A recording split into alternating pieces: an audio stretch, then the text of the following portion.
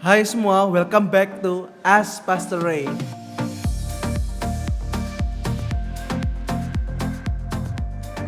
Hai Pastor. Hi. Hai, apa kabar? It's great. Great. How are you? Okay. I'm fine, Pastor. Okay. Thank you. Hari ini kita akan punya judul Pastor yang bagus menurut saya, The Paradox of Risk. Kita tahu Okay. bahwa paradoks adalah sebuah pernyataan benar dan salah. Yeah. Dan yang kita bahas hari ini adalah resiko. Kita tahu bahwa kita orang Kristen, kita punya free will, kehendak yang bebas. Benar. Kita bisa melakukan apapun. Tapi apa yang kita lakukan, kita harus mengambil keputusan. Dan dari setiap keputusan itu pasti ada yang namanya resiko. Nah, berkaitan dengan resiko, saya tahu pastor ini sudah dari muda menjadi seorang pastor. Saya tahu pasti ada resikonya. Ya. Entah itu dianggap IO di dalam sebuah pesta pernikahan atau diremehkan orang-orang karena pendetanya muda. Pernah nggak sih pastor merasakan hal yang tidak menyenangkan atau pastor merasa ter-underestimate?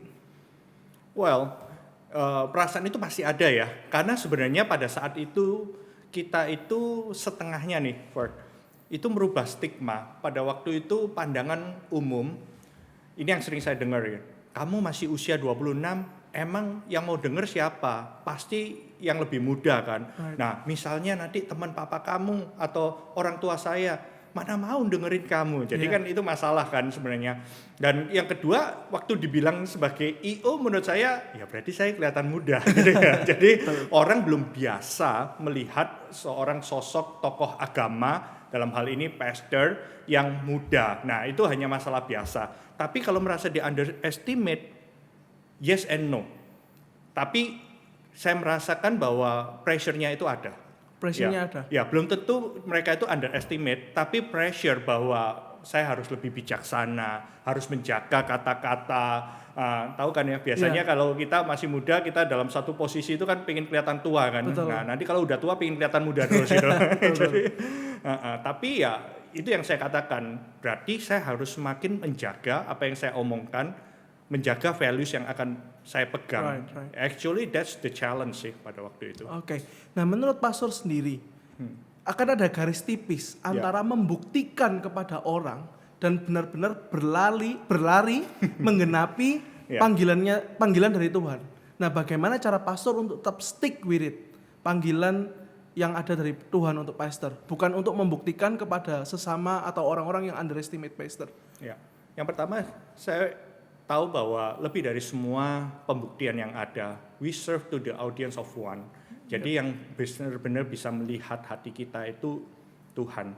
Jadi kalau kita bicara soal panggilan, I know the conviction sebenarnya. Bahasanya kalau terlalu berat ya. Dalam arti kalau Tuhan nyuruh atau kasih kesempatan, berarti Tuhan yang akan memampukan. Dan saya sebenarnya cukup dipersiapkan untuk menghadapi hal tersebut oleh generasi sebelumnya, oleh pendeta yang saya kenal. Dan memang ada kalanya seperti firman Tuhan 1 Timotius 4 ayat 12 itu mengatakan, janganlah seorang pun menganggap engkau rendah karena engkau muda, tapi jadilah teladan. Jadi supaya kita nggak diremehkan, sebenarnya kita harus, pembuktiannya itu bukan pembuktian pencapaian, tapi sebenarnya pembuktian karakter buat kalian semua ini. Jadi jagalah perkataanmu, ya. Jadi teladan dalam kasihmu kepada orang lain, dalam perbuatanmu, dalam imanmu. Jadi sebenarnya pembuktian itu bukan soal achievement akan mengikuti, tapi bagaimana kita bisa pegang value yang kita pegang. Seperti 1 Timotius 4 ayat 12 itu yang saya katakan ya. Jadi saya tetap acuan saya nggak terlalu memperhatikan misalnya ada orang yang menganggap rendah hanya karena muda. Toh kita bisa ada orang yang menutupi kelemahan kita gitu ya. Saya dibantu yang lain dan lain sebagainya. Dan kebetulan pada waktu itu kita juga pingin bahwa ada suatu gereja yang dari generasi muda, begitu banyak anak-anak muda yang dipakai Tuhan secara luar biasa, yang waktu itu belum terlihat gitu ya. Nah, mungkin sekarang seiring berjalannya dengan waktu, kita bisa melihat itu sudah mulai terjadi. Wow, nggak mudah ya pastor ya. Berarti kalau saya mau tanya, Pastor Ray sendiri seorang risk taker atau safety player? Lebih tepatnya calculated risk taker. Saya lebih risk taker, tapi saya lumayan ada calculation-nya ketika saya mengambil keputusan. Karena nggak mudah waktu itu pada saat mendirikan gereja diisi dengan anak-anak yang muda. Ya. Ya, fakta waktu pembangunan gereja pertama pun nggak mudah. Gereja 60 kita sempat diketawain orang, ngapain bikin gedung yang tujuannya 300 kan ya. Ada unsur risk yang kita ambil sebenarnya. Wow. Nah, bagaimana sih Pastor, kayak how do we take risk without being unwise? Pastor punya nggak pesan untuk teman-teman yang mendengarkan hari ini? Ya, sebenarnya risiko, bahkan mungkin kalau kita ngomong risk lebih dalam lagi, ada bedanya lagi antara risk sama gambling kan, benar ya? Yep. Nah, saya selalu mengatakan gini, saya pegang sesuatu dalam diri saya sendiri.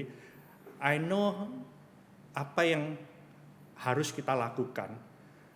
Lebih dalam lagi kalau kita bicara, sebelum kita mengambil resiko, we have to know how it works. Bagaimana sesuatu itu bisa terjadi.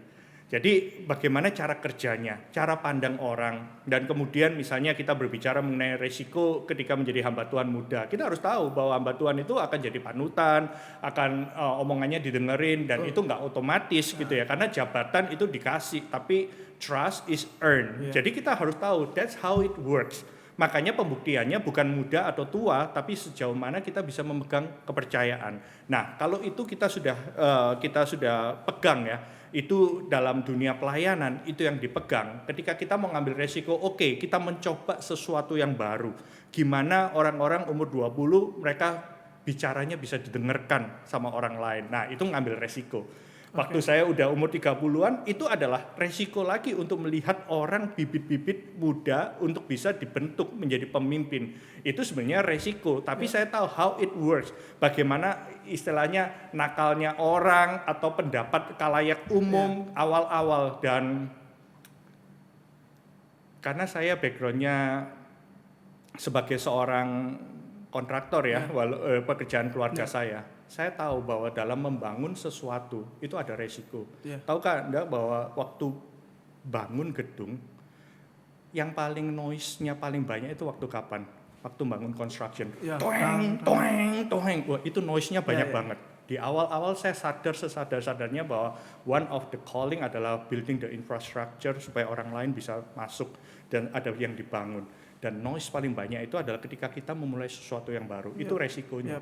Jadi kalau kita lagi membongkar, waktu dalam keadaan tenang, noise itu nggak banyak. Waktu ngecat nggak ribut. Jadi kalau bangunan ini sudah ada, waktu ngecat itu nggak ribut. Tapi waktu fondasi awal, itu semua paku bumi dimasukkan, deng. Kemudian mulai bangun temboknya, mulai ada paku-paku. Noise-nya kenceng. Tapi nggak sekenceng waktu bangun foundation itu. Nanti waktu sudah ada, sudah mulai enak, disitulah kita bisa ngelihat bahwa suasana udah mulai tenang. Disitulah saya ngambil resiko yang lain lagi, memulai sesuatu yang baru. Nah, itu ya yang saya ceritakan buat. Nah, kalau kita bicara soal resiko, Pastor, kita tahu bahwa seringkali orang bilang kita sebagai seorang Kristen kita harus menggunakan hikmat. Betul. Nah, tapi kan secara nyatanya hikmat itu seperti apa, Pastor, yang harus digunakan? Kan orang selalu bilang, oh kalian harus punya hubungan yang baik sama Tuhan supaya kalian bisa terhindarkan dari hal-hal yang tidak mengenakkan. Kalian bisa mengambil resiko dengan bijak. Nah, menurut Pastor gimana tentang hikmat ini dan resiko? Nah, saya tahun lalu pernah bahas dari kitab Pengkhotbah. Salah satu kata-kata di sana itu adalah hikmat itu ada di mana-mana. Ada di jalan, ada di depan pintu gerbang dan lain sebagainya. Sama halnya dengan hal tersebut. Kita bisa belajar dari manapun. Hari-hari ini untuk menjadi bijak, kita nggak usah mulai dari nol, nggak usah harus memiliki teori lebih dahulu. Ada orang-orang yang telah mendahului kita. Kita bisa belajar dari orang yang sudah sukses sebelumnya. Kita bisa belajar dari buku, itu menginspirasi kita. Nah, setelah kita belajar, kita menerima, kita tahu juga dari kesalahan orang tersebut. Jadi sebenarnya di sana kita bisa tahu bahwa sebenarnya yang ideal itu gimana. Dan setelah kita menguasai how it works dalam sebuah situasi, contoh masuk dalam dunia bisnis, menjadi entrepreneur, atau bahkan dalam investasi, itu yang saya lihat, kita belajar dulu dari mana-mana. Firman Tuhan ngomong apa, dan kemudian kita baca juga buku-buku orang yang sudah mengalami hal tersebut. Nah, masalahnya seringkali kita itu tanya itu sama teman yang sama-sama masih jalanin kan. Mau pacaran tanya orang yang belum punya pacar misalnya kan. Itu resiko banget gitu ya. Tapi justru kita belajar. Nah, setelah kita ngerti how it works, oke, kalau kamu mau mengambil resiko, ambil sedikit-sedikit. Oke, aku mau modifikasi segini, modifikasi demikian. Tapi tetap dalam suatu ada batasan, ada boundaries yang kita buat, dan itu yang saya terapkan dalam kehidupan saya sebelum memulai segala sesuatu, karena resiko itu akan terjadi ketika kita nggak tahu kita itu akan masuk dalam dunia apa. Itu yang saya katakan lebih penting daripada sekedar apakah kamu risk taker atau risk averse. Oke. Nah, kalau pastor di keluarga untuk Marvel sama Joy gitu ya, apalagi Marvel sudah beranjak dewasa, dia juga banyak memainkan investment seperti itu. Saya tahu karena saya mentornya kan gitu. Wah, rahasianya. Nah, yang mau saya tanyakan Pastor, orang Kristen dengan investasi itu gimana? Menurut Pastor oke atau enggak? Ya, dengan resikonya. Ya, firman Tuhan juga mengajarkan kita untuk kita berinvestasi gitu ya, baik dalam kehidupan orang lain. Tapi ini yang saya selalu tekankan gitu ya. Kita jangan masuk ke dalam satu dunia tanpa kita itu belajar.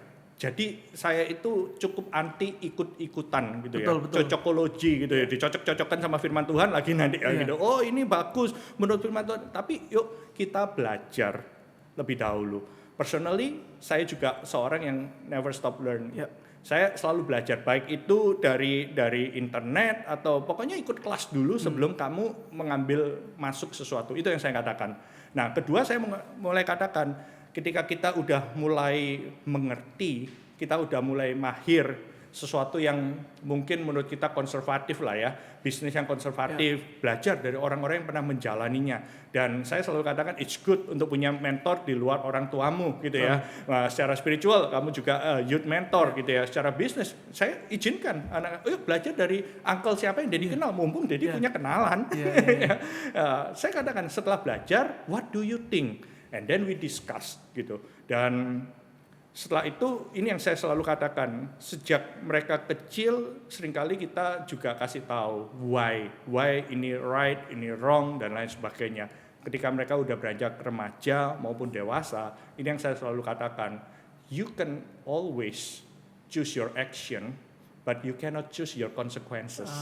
Ngerti nggak? I agree. Kita itu bisa milih hari ini, kita mau ke night club, kita mau belajar minum-minuman keras, kita mau belajar ngerokok dan lain sebagainya. Tapi kita tahu bahwa itu salah. Nah, ketika kita sudah tahu itu salah, keluar dari boundaries, kita bisa aja kita coba. Tapi kita nggak bisa lepas dari resikonya, konsekuensi yang akan kita hadapi. Itu yang saya selalu ajarkan mengenai risk management sebenarnya. Jadi ya kamu tahu dalam menggembalakan pun gitu ya, seringkali itu yang saya ajarkan. Saya jarang ngomong oke, kamu harus 1, 2, 3, 4, 5, 6 sampai detail. Mungkin karena nature saya ya, entrepreneur sukanya membuat sesuatu yang baru, begitu sudah ada yang bisa manage dengan baik, mungkin saya nggak terlalu detail karena ada orang lain kayak kamu gitu yang mungkin lebih ngerti untuk detailnya. Tapi itu yang saya ajarkan. Jadi benar-benar pelajari sebelum kamu masuk sesuatu. Tapi ketika kamu sudah belajar dan mencoba keluar dari boundaries, kamu harus tahu bahwa you can always choose your action but cannot choose the consequences. Ada konsekuensi tentunya ya. Iya. Banyak orang yang nggak mau dapat konsekuensinya, makanya mereka menghindari resiko. Betul. Nah, Pastor mau nggak sih sharing gitu ke kita semua pendengar? Pernah nggak Pastor salah mengambil pilihan sehingga resikonya besar di kehidupan Pastor? Oke.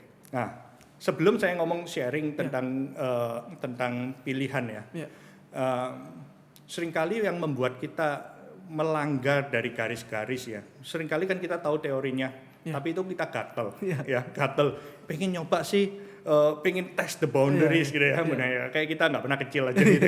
Jadi, nah, tapi itu yang saya cek. Waktu kita keluar itu, apakah sudah ada tanda kutip hawa nafsu?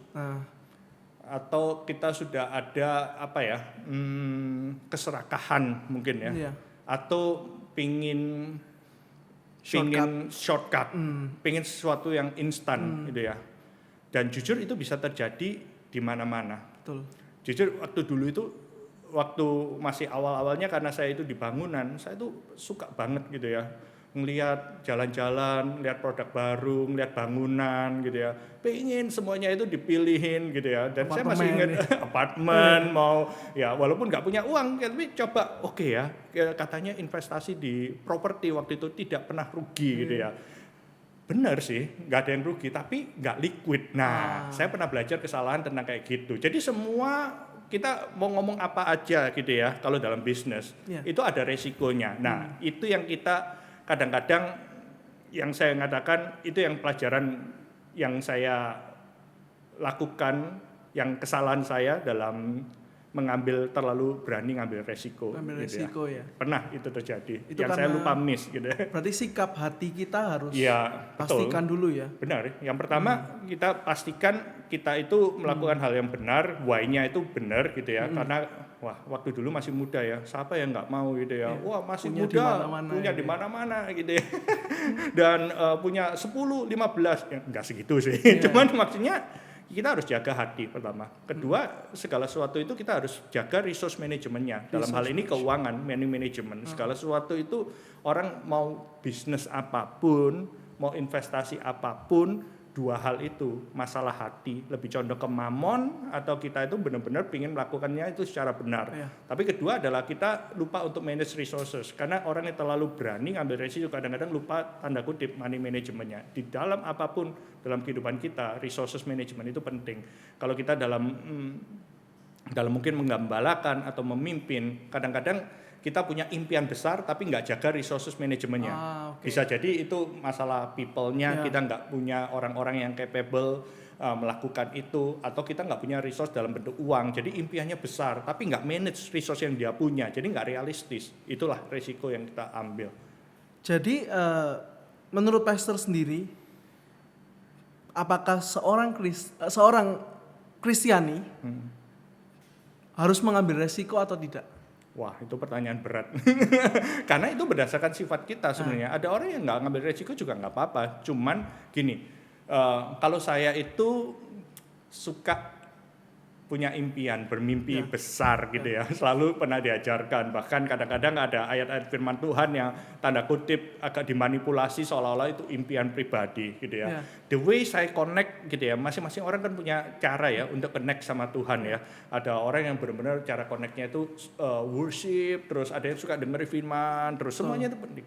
Nah, salah satu saya dalam saya merasa dekat sama Tuhan itu adalah kalau saya bisa melakukan sesuatu tanda kutip project besar. Itu menurut saya walaupun jadi itu saya selalu mikirkan what's next ya Tuhan ya, setelah ini jadi apa, dan kemudian apa yang saya mau raih. Nah itu beda tipis nanti antara ambisi pribadi. Jadi makanya itu yang saya harus manage, yang harus menjadi pergumulan dalam diri saya, menjaga apakah ini ambisi pribadi atau ini benar-benar apa yang dari Tuhan. Itu yang resiko yang menurut saya yang saya harus manage, terutama dalam mengembalakan maupun dalam pekerjaan maupun dalam berorganisasi. Kita ngomong sedikit praktikal ya Pastor. Saya mau tanya gitu. Kita tadi ngomong Pastor sering punya project-project. Setiap project baru pasti ada resiko kan. Nah, gimana caranya Pastor untuk bisa menurunkan resiko itu? Entah Pastor berdiskusi atau gimana caranya supaya maksudnya teman-teman pendengar juga tahu gimana sih caranya untuk bisa tetap keluar dari comfort zone kita, tapi resikonya nggak begitu besar. Multiple of counsel. Saya senang sekarang timnya udah lengkap gitu ya. Setiap kali ada mungkin project baru, impian ataupun mungkin kalau kita bicara secara pribadi, kita berbicara ada sesuatu yang kita mau keluar dari apa yang kenyamanan kita. Saya seringkali tanya multiple of counsel. Orang nggak cuma satu. Betul. Kadang-kadang ya orang yang agree. Banyak orang gini, seringkali cari orang yang agree dulu. Kalau saya cari yang nentang ini siapa dan saya mau tanya why.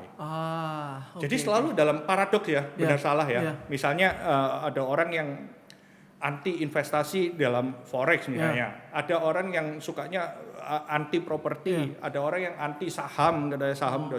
Nah, kalau misalnya saya mau masuk ke daerah sana, saya nggak cuma cari orang yang setuju, saya dengar, tapi orang yang menentang itu ngomong apa sih sebenarnya?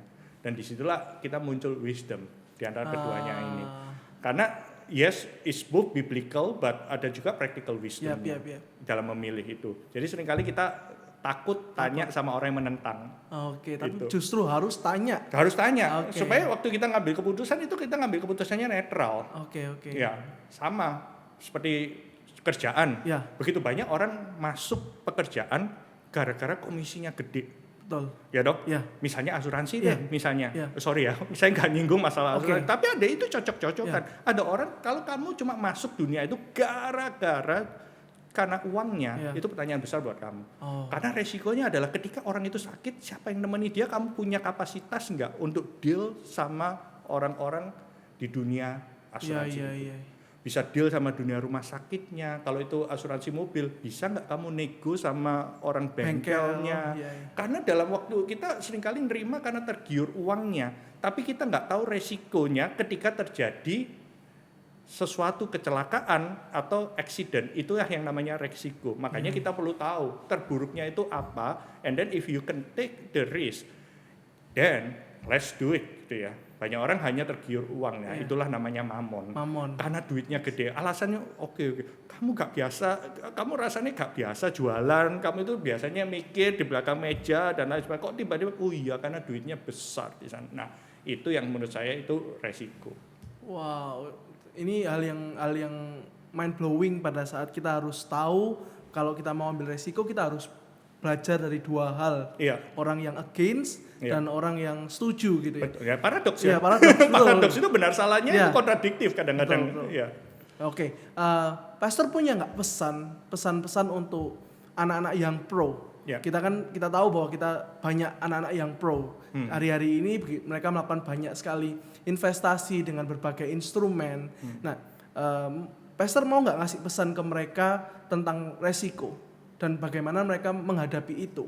Ya, yang saya mau katakan adalah pertama, cukupkanlah dirimu dengan apa yang ada dulu. Oke. Itu pertama. Oke. Kalau kamu itu nggak pernah puas, kamu nambah resiko pun kamu juga nggak akan puas. Malah jadi ketagihan, malah bisa jadi judi. Malah kayak gali lubang tutup lubang. Betul. Gitu ya, Pastor? Ya, itu yang saya pelajari gitu ya. Cukupkanlah dirimu dengan apa yang ada. Emang ada orang-orang yang masuk dalam dunia pekerjaan yang belum biasa dia lakukan karena kebutuhan mendesak. Karena mungkin apa yang mereka miliki saat ini lagi ditutup, buka opportunity baru. Tapi menurut saya dengan apa yang ada, cukupkanlah dirimu terlebih dahulu. Kemudian saya percaya gitu ya, Tuhan itu akan pakai apa yang sudah ada di tangan kita. Jadi kalau kita bicara mengenai uang, bicara resources, I learn baik dalam diinspirasi orang maupun saya belajar dari kesalahan sebenarnya. Setiap orang itu Tuhan sudah kasih sesuatu yang ada di tangan, ketika dia kerjakan dengan sungguh-sungguh, itu akan memenuhi kebutuhan hidupnya, bukan kemauannya, bukan keinginannya.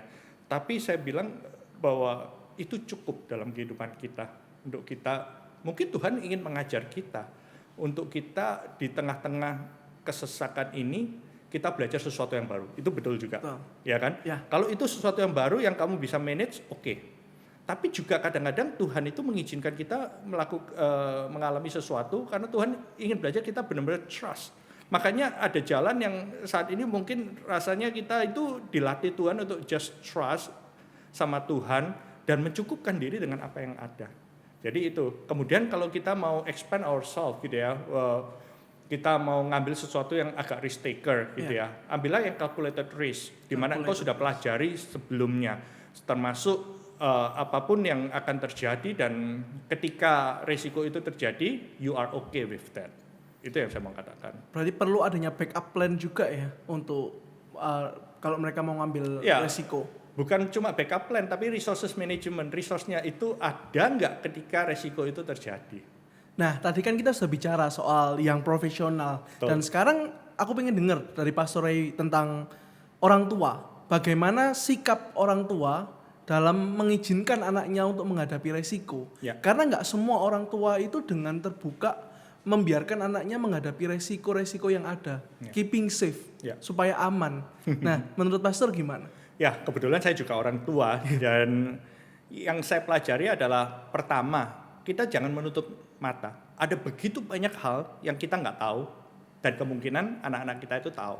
Makanya sebagai orang tua kita juga perlu belajar dunia-dunia baru. Industri 4.0 ini menciptakan berbagai macam peluang baru. Nggak semuanya itu baik, tapi juga nggak semuanya itu buruk. Makanya kita mulai ajarkan untuk kita mempelajari, itu yang penting pertama kali. Bahkan yuk jadikan ini kesempatan untuk belajar bareng-bareng gitu ya. Wow. Jadi ya kita jangan reject dulu. Begitu reject, saya pastikan anak Anda nggak akan ngobrol lagi. Udah, wah papaku bilang pokoknya ini jelek, industri ini jelek dan lain sebagainya. Dia nggak akan tanya lagi. Tapi kalau kita punya attitude untuk terbuka, oke, what do you think? Oke, let me what I think. Ayo kita. Nah, kalau kita udah sama-sama bisa punya kesempatan belajar bersama-sama, yuk kita mulai lihat di situ. Apakah kita bisa ambil calculated risk di sana? Kedua, tetap ajarkan the value dari firman Tuhan. Itu penting buat kita gitu, bahwa cukupkanlah dirimu dengan apa yang ada. Itu kita bagikan benar-benar. Dan kalau kita ngelihat jangan hanya mengejar kesombongan, keangkuhan dan keinginan-keinginan yang kita belum punya, pengen jadi seperti orang lain. Itu yang saya ajarkan. Pertama values-nya dulu, bagaimana waktu mengambil resiko. Nah, tapi juga yang ketiga ya, ini yang saya katakan kasih spare. Jadi sama seperti kalau kita kasih margin gitu ya, kita taunya itu kenceng ya, marginnya segini, misalnya 1.000 gitu. Sama seperti kayak keuntungan 1.000. Nah, kita tambahkan misalnya 1.300 misalnya. Supaya kalau kita tahu ketika kita mencapai itu, oh ya kalau ini bicara soal iman, oke, kita dapat ini dari Tuhan, Tuhan bekerja dan lain sebagainya. Dalam hal risk, kita jangan terlalu baper ketika ada kesalahan yang kita bisa toleransi.